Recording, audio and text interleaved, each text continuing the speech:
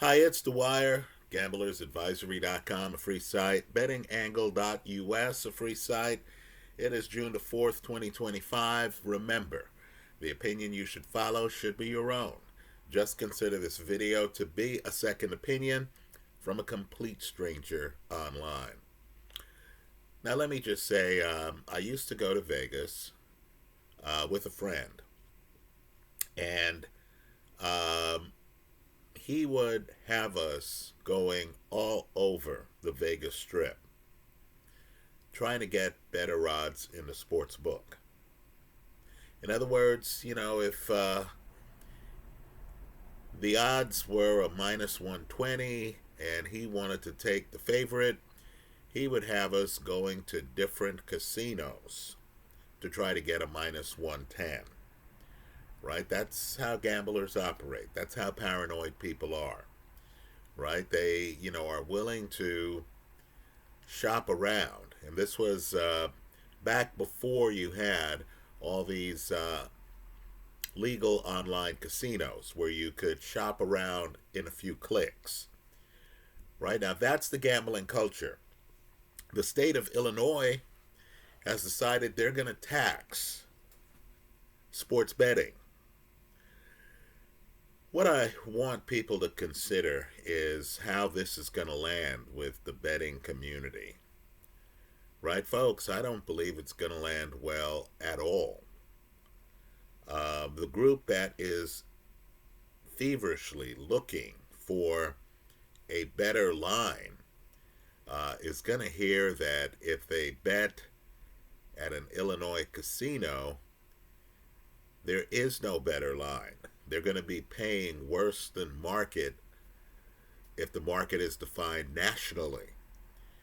Right? Illinois' real captive audience are the people in the state of Illinois who can't easily move to bet elsewhere.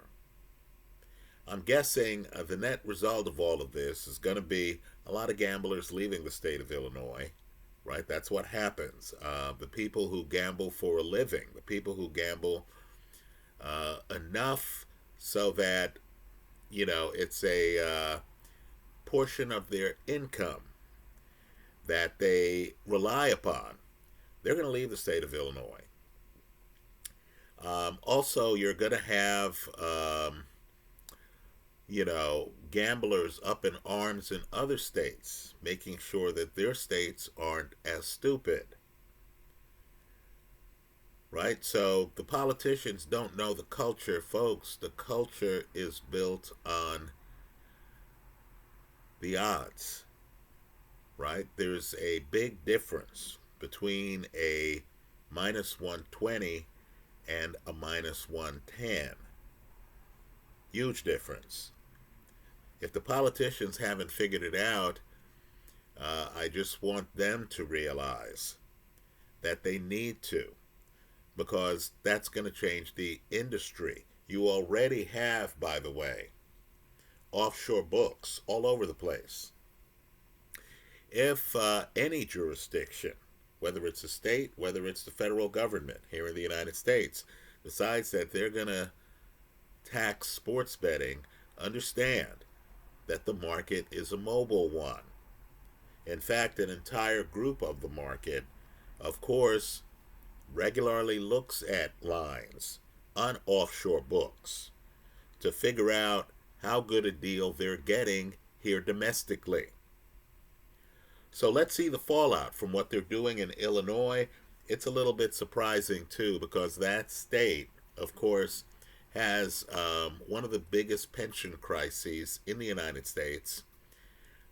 Their governor is hinting at running for president. I'm not sure on what record he's going to run, right? Let's just say that's a state that's interesting. Let's talk about Tom Thibodeau getting relieved of duties on the Knicks. Now, Thibodeau looks great. Understand he's 67 years old. Right? Also understand he's the best Knicks coach in some time. But he's a regular season coach more than he is a playoff coach. Regular season, 226 wins as a Knicks coach, only 174 losses. You understand that he's going to play players hard, right? The starting lineup is going to have more minutes than the starters on many other teams. And of course, the other teams with minutes in range are going to have younger players on average than the Knicks have. I once saw an interview of Kenyon Martin. And Kenyon Martin in the interview talked about how he liked, South Florida, how he liked partying in South Florida, how South Florida was one of his, go-to places to hang out and relax. So, of course, there was talk about him joining the Heat. And he was the one who said, no, I don't want to play for the Heat. Right? His reasoning was that he didn't want to make the physical commitment required to play for a Pat Riley team. Right? Kenyon Martin, and keep in mind, we're talking about a guy who was the first pick of the draft. We're talking about a guy who played in NBA Finals. Right? Kenyon Martin was, a difference maker, excellent player. One of those guys who paid attention to defense. But he understood. We talk about playing in the NBA, but it's different experiences based on team. He understood that in Miami, there was going to be a certain intensity during the regular season that he, quite frankly, didn't want to participate in. He could be a star player in the league elsewhere without all this intensity that was inherent in the Miami Heat. Right? Well, let me just say, New York is a glam spot. I believe the Knicks had the third biggest attendance in the league this year. Right? Understand the culture of the Knicks. You saw it on display this playoff season. Right? You look in the crowd, and I understand Charles Oakley isn't in this group. Right? There's a lawsuit out there. We'll see how that lands. But Knicks fans know who Walt Frazier is. Walt Frazier, he's an announcer on the Knicks, but he hasn't played as a Knick for years. Right? This is a older guy who was part of, the last Knicks championship team. But understand, Knicks fans know, who that championship team was. Right? They know who Dave DeBusschere was. They know who Willis Reed was. They know who Bill Bradley was. Earl the Pearl Monroe. Certainly Walt Clyde Frazier. Right? Bernard King hasn't played as a player on the Knicks for decades. People were cheering Bernard King. Right? He appeared, of course, at Knicks playoff games. Because, of course, the fans know who Bernard King is. And this includes even the young fans. Right? Bernard's before their time. But they understand, wow, this is one of the great Knicks. Right? These guys, are welcomed at Knicks games. Patrick Ewing showed up at a Knicks playoff game. That's the other thing, too. This is like a Raider culture. Where, once you're a Knick, you are into Knick culture. You're showing up for games years after you left the team. Right? Madison Square Garden is, a party zone. You show up, the fans recognize two groups, the current players and the past players. Right? The Knicks have a very rich culture. And, of course, a major pastime in New York City is scrutinizing the Knicks. Right? The fans are there thick and thin. The culture has evolved where, my history with the Knicks has several years where the Knicks are struggling to try to get an 8th seed. Right? Several years. Where you're a Knicks fan, and while in other towns, they're thinking about, the championship, and they're thinking about, home court in the first round of the playoffs. In Knick culture, you're just hoping to make the playoffs. Right? Of course, hope springs eternal. There's always that new guy who's joining the team. This year is Karl Anthony Towns. And you're thinking, wow, will this guy save us? Right? You understand that. Also, the Knicks have never been the best at developing young talent. So I look at, OKC, and I'm bewildered. Right? OKC drafts a guy, Jalen Williams, and of course, he's not only averaging at least 5 boards and 5 assists and 20 points a game, but of course the guy's even out there getting you 1.6 steals a game. Right? With the Knicks, we really haven't had that. Think about the guys leading the team this year. Folks, many of them are implants, right? Transplants. We had to trade for them. We had to get them from other teams. We weren't capable of drafting them. So Karl Anthony Towns, he's from a different team. Jalen Brunson, he's from a different team. Right? An annual event in New York City is watching how the Knicks are going to blow this year's draft. I was watching a Warrior game. I saw Kevin Knox on the court. I thought, wow, wasn't this a former Knick first-round pick? Right? Kevin Knox, of course, is, clinging by his fingernails to an NBA roster. Let's just say Knox is not a guy you think of when you're filling out your All-Star ballot. But understand, getting rid of Thibodeau, what exactly is that going to accomplish? This team isn't OKC. It doesn't have a lot of young talent. Right? This team is an older team. The guys have been on other teams. Right? I'm surprised the Knicks haven't hired Jay Wright, the head coach, former head coach of the Villanova Wildcats, right? Because he's, several guys on the Knicks played under Jay Wright in college, didn't they? Years ago. So my point is simply this.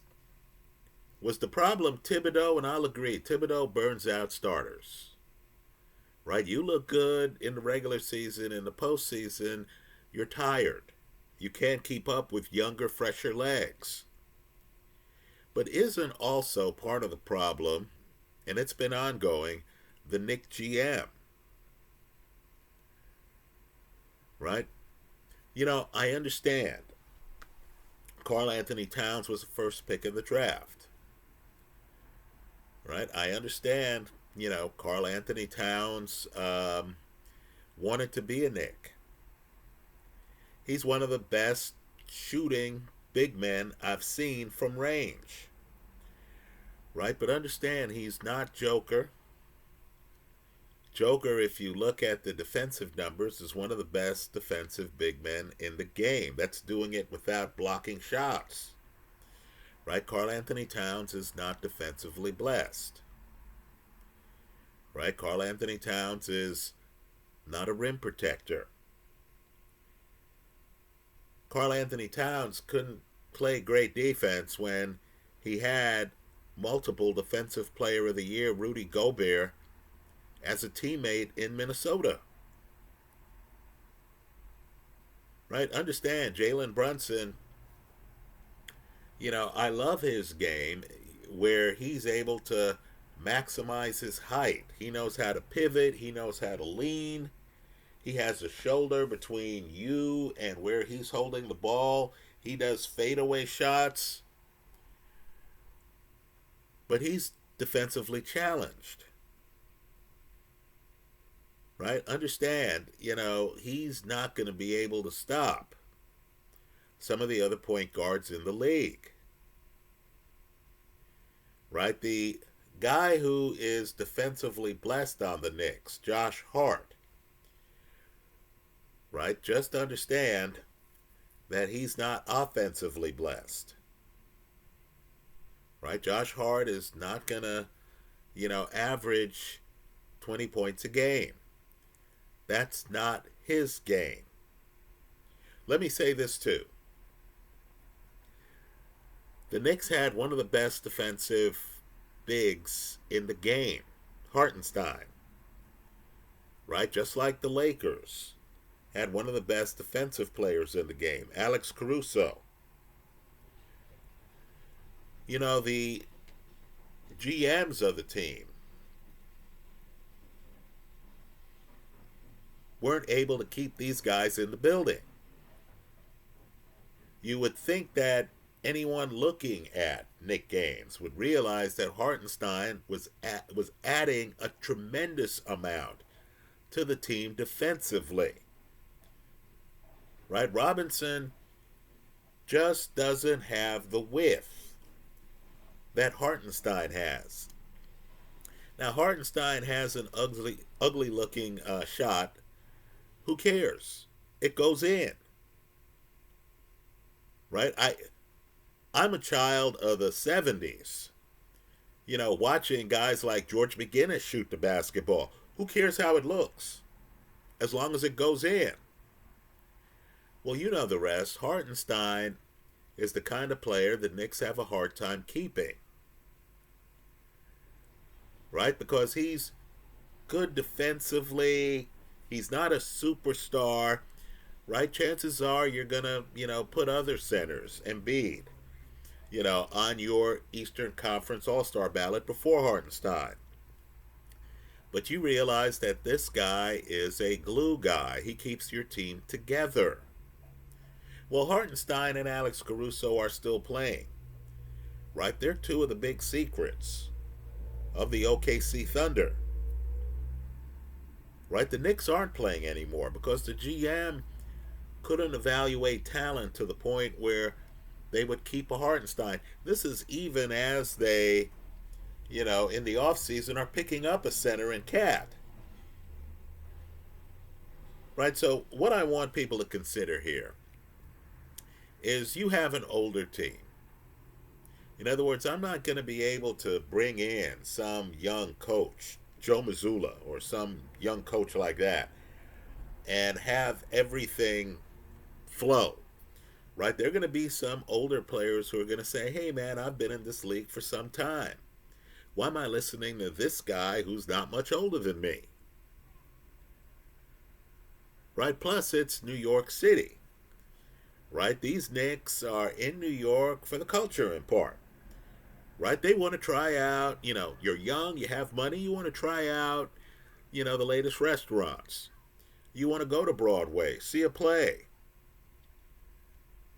Right? You want to, do things that New Yorkers enjoy doing. Right? Might even involve going to the club. Seeing what, the landscape is there. You're going to show up in New York City and suddenly now 67-year-old Thibodeau is gone. And what are they going to do? Bring in some new jack? Bring in some guy who doesn't even know New York better than you do? Are the players going to listen to that guy? Right? Isn't part of the problem with the Knicks their general management? I'm not blaming this particular GM, but let's just say, with other teams, you look at them and you say, wow, we've had a good draft for the last 3 years and it's starting to show. These young guns are firing. Right? With the Knicks, who are the young guns? Right? Isn't part of the problem the fact that the Knicks haven't been able to cultivate a lot of young guns? So you're dealing with a lot of older guys. A lot of older guys making more money than guys would make straight out of the draft. Let's look at the Eastern Conference too. You have a great coach, In fact, you have a couple of great coaches in the conference, right? Cleveland's head coach, he's excellent, folks. He's excellent. Cleveland, of course, the 1 seed this year. You heard me mention Joe Mazzulla. He's excellent, right? But understand, the mood in the room has changed in Boston because Boston wants to drop salary, right? Boston already recently won a title. There might not be the urgency to win another, especially when one of their absolute best players, Jason Tatum, all NBA several times already, right? Really, as a future Hall of Famer, was having a Hall of Fame career. One of the best rebounders at the guard position in the league. Very tough defensively, whatever else Tatum's doing, hitting threes and stuff like that. As for his three-point shooting, while it's not quite at 40%, look at his effective field goal percentage. That's above 50%. He's out for several months, right? An Achilles injury is going to keep him out until probably February, March of next year, right? You have a great coach, fear this team, right? Bickerstaff, the Detroit Pistons. Folks, I was watching them against the Knicks. I couldn't tell you who the 3 seed was in the Eastern Conference. Detroit was hanging tough. My advice to Detroit, don't let Cade Cunningham leave the building. He's a baller, right? Let's just say, Detroit has the kind of young guns who you would want on the Knicks if you were a Knicks fan, right? We understand Cade Cunningham was a top pick in the draft and stuff like that. But let's just say the Knicks don't have their version of Cade Cunningham,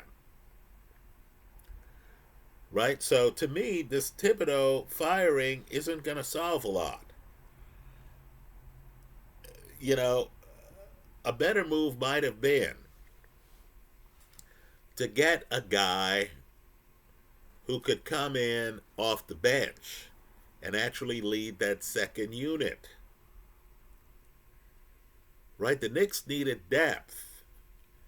They needed, and granted this would be very hard to do, they needed to convince Thibodeau to lengthen his rotation, right? I made a video here about this Knick Indiana series where I was talking about the minutes per game that Knick players were playing, right? Understand, the Indiana Pacers had a much deeper rotation than the Knicks did. You understood that, Karl Anthony Towns and these guys were going to be bone tired midway through the fourth quarter. Right? I'm sure, too, a lot of players in the league, are similar to,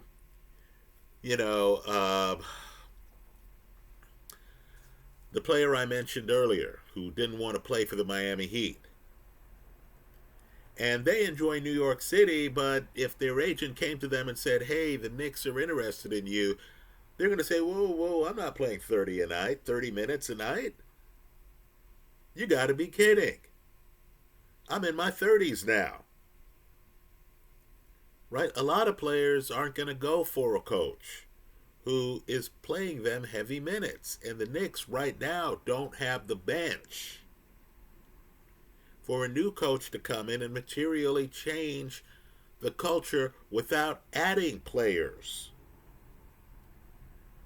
Right? I'm out here in Warrior Land, and I'm looking at the Warriors, and I'm seeing young talent not allowed to fully express itself. Right? It's an open secret here in the Bay Area. Warrior fans know it. Jonathan Kuminga has major upside. Right? But, on a team with Curry, on a team with Jimmy, right, the feeling is, hey, you know what? We got the offense covered. Right? We need to focus on tall guys and stuff like that. A team like the Knicks needs to keep track of the Jonathan Kumingas of the world. Right? Needs to say, hey, here's a young guy with talent. The lay of the land on the team he plays doesn't allow him to hit the court as much as he'd like, let's bring him to New York City.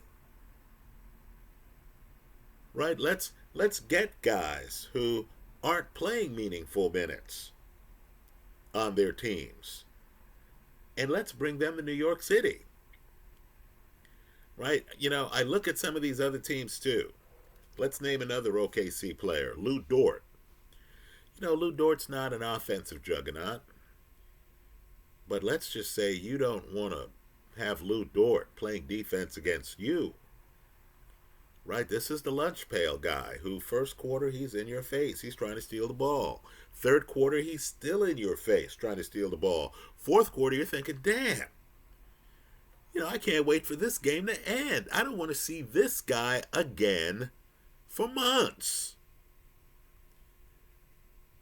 Right? OKC won 68 games in part because they have Lou Dort on their team. Right? They have Alex Caruso on their team. They have Hartenstein on their team. All of them shut down defenders. Right? The Knicks have Josh Hart and who else defensively? So let's not be fooled. The Knicks, a 3 seed, aren't that deep. Right? They were able to get by a beaten up Boston team. Right? An injured Boston team. Paul Pierce predicted the Knicks would have a problem with Indy after the Knicks beat his team, the Celtics.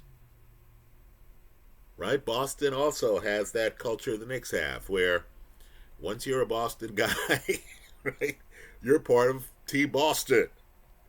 Right? So KG, Paul Pierce, of course, they have an avid interest in the Boston Celtics. Right? Well, let me just say, Knicks, great culture, no quick fixes. Right? The starters are playing too many minutes. They don't have enough young guns for the shootout. They don't have enough of a bench. Right? Some of their guys have structural problems. Jalen Brunson, great leader, great closer, excellent scorer, not a great defender. Right? Understand. I was in a bar and a guy came over to me. We were watching the game, commenting on the games. And the guy said, hey man, don't be so hard on Cat. And I had to tell the guy, actually I'm a Knicks fan. Right? I'm not here trying to boo Cat. I'm here trying to urge Cat to play some defense. Right? As I see it, you're either a naturally born defender or you're not. Right? I'm not sure if anyone during his career ever had to tell Akeem Olajuwon to play defense. Right? The great defenders show up and they are ready to block shots. Right? Cat's not that guy. You have to go with what you traded for. Right? The Knicks don't have the defensive culture of a team like OKC. Right? The Knicks have big names. They don't quite mesh. Right? Getting rid of the head coach.